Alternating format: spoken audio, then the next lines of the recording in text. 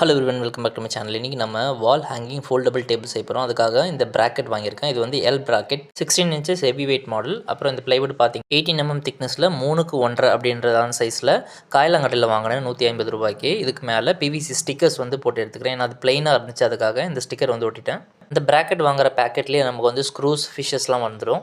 டேபிளோட back சைடில் இப்போ நம்ம வந்து ப்ராக்கெட்டை வந்து இன்செர்ட் பண்ண போகிறோம். 18 mm திக்னஸ் உள்ள பிளைவுட்ன்றதுனால 3/4 இன்ச்சஸ் ஸ்க்ரூஸ் போடுறேன்.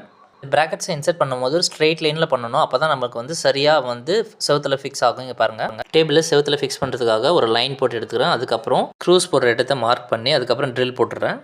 இந்த பேக்லேயே ஃபிஷஸ் அண்டு ஸ்க்ரூஸ் கொடுத்துட்டாங்க. ட்ரில் போட்டதும் அதுக்கப்புறம் நம்ம ஸ்க்ரூஸை வந்து இன்செர்ட் பண்ண வேண்டியதான். ஸ்க்ரூஸை ஃபுல்லாக டைட் பண்ணாமல் கொஞ்சம் டைட் பண்ணிவிட்டு அதுக்கப்புறம் அளவு சரியாக இருக்குதான்னு பார்த்துட்டு ஃபுல் டைட் கொடுத்துருங்க. பட் நம்மளோட டேபிள் ரெடி ஆயிடுச்சு.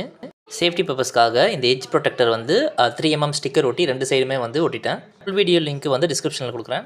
Simple mechanism